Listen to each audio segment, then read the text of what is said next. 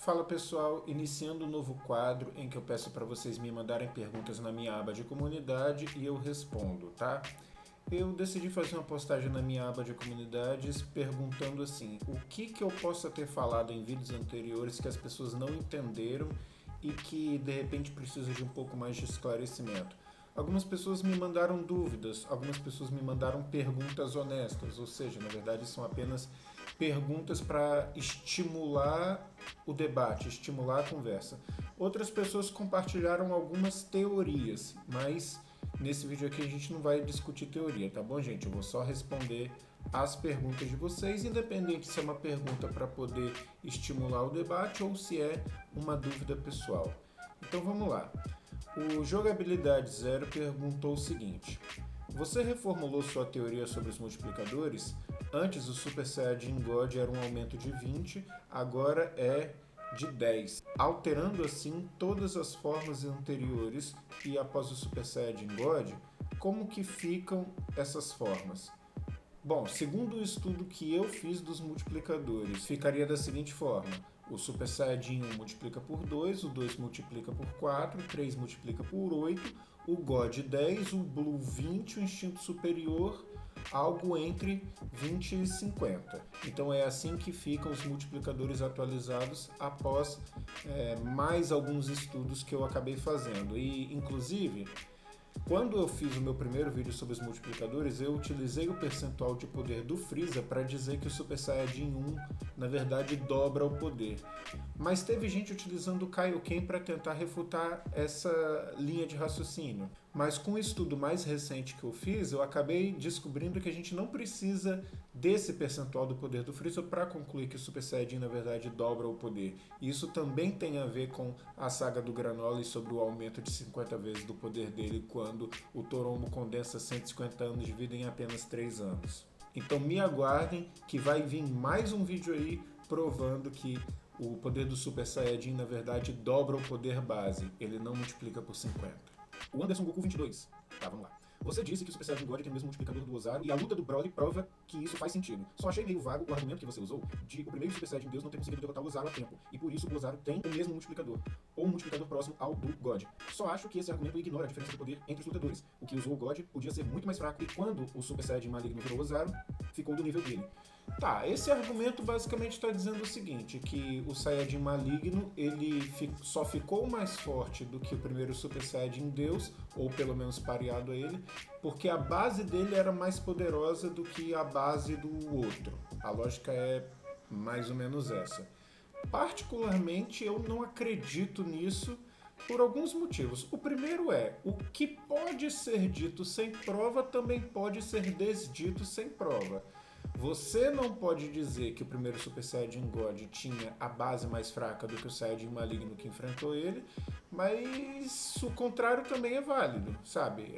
O que pode ser dito também pode ser desdito, uma vez que os dois não têm nenhuma prova. A questão é, de acordo com a entrevista que o Akira Toriyama deu falando sobre o Yamoshi, essa transformação só aconteceu porque por muitos anos o Yamoshi, enquanto estava morto em sua forma de espírito, procurou 6 Saiyajins de coração justo para poder dar origem a esse novo salvador. Ou seja, o Yamoshi, enquanto espírito, procurou Saiyajins justos para poder transmitir para eles o poder que transformaria um deles em Super Saiyajin Deus. Como foi realmente o que aconteceu. Primeiro, eu acho meio estranho que o Yamoshi tenha se dado todo esse trabalho de procurar pessoas dignas de receber esse poder e ter escolhido um Saiyajin fraco. Esse é o primeiro argumento. E o segundo argumento é que, na verdade, não importa. Por quê? Porque a gente tem uma prova cabal de que o Ozaru é mais forte do que o Super Saiyajin quando o Gohan criança realiza um feito de força muito maior do que o Vegeta Super Saiyajin bem lá no futuro, sabe? É o Gohan do início do Z e o Vegeta lá do meio do Dragon Ball Super. Então, na mesma linha de raciocínio que você falou, que, por exemplo, o Saiyajin maligno, ele poderia ter a base mais forte, e aí ele só venceu o Super Saiyajin Deus porque ele tinha essa base mais forte. Então me explica o que aconteceu na comparação de força entre o Gohan criança e o Vegeta adulto, sabe? A gente pode usar um argumento para corroborar o outro. Se o Gohan ficou mais forte do que o Vegeta adulto quando se transformou em Ozaru, enquanto o Vegeta se transformou em Super Saiyajin, então por que essa lógica se inverte no caso do primeiro Super Saiyajin Deus lutando contra um Ozaru maligno? Por que essa lógica se inverte nesse caso?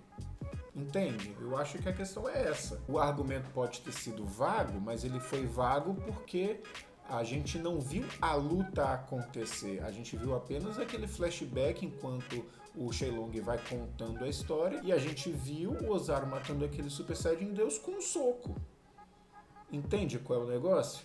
Então, o argumento pode até ter sido vago, mas ele foi vago porque as evidências são poucas. Só que, naquele vídeo, eu estava querendo mostrar exatamente que os critérios que definem qual personagem é mais forte, numa comparação entre dois personagens, pode ser usado para concluir que o Ozaru é mais forte do que o Super Saiyajin. E fora o fato de que naquele vídeo, o meu objetivo não era provar que o Ozaru era mais forte do que o Super Saiyajin Deus, era provar que era mais forte do que o Super Saiyajin 1. E aí é que eu acho que eu possa ter, de repente, esquecido de mencionar isso. Vamos lembrar que quando o Goku se transformou em Super Saiyajin God pela primeira vez, ele teve que passar por todo aquele ritual. Uma das etapas do ritual é absorver para si mesmo o poder de outros Super Saiyajins. E aí ele fica com esse poder para ele, se transforma em Super Saiyajin Deus, né? Converte aquele Ki Saiyajin em Ki Divino, se transforma em Super Saiyajin Deus e vai pra luta. Então tudo que aconteceu com o Goku ali também teria que acontecer com os outros Saiyajins que cederam seus poderes para o primeiro Super Saiyajin Deus, que só conseguiu fazer isso graças aos ensinamentos do Yamoshi. Então pensa comigo, se aconteceu esse primeiro Super Saiyajin Deus, isso quer dizer que naquela época já existia pelo menos 6 Super Saiyajins comuns. Agora pensa comigo, gente. Imagina todos os guerreiros juntos se juntando para fazer uma Genkidama, para enfrentar um inimigo muito poderoso.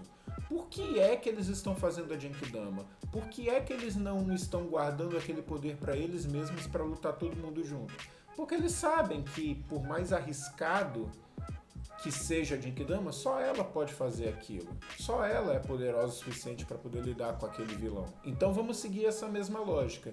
Se 5 Super Saiyajins cedem o seu poder para um sexto Super Saiyajin, para esse sexto Super Saiyajin receber um poder divino e lutar contra aquele Ozaru, é porque um só Super Saiyajin não daria conta de enfrentar um Ozaru, entende? Pelo menos não naquela época em que os Saiyajins não eram tão letrados em artes marciais.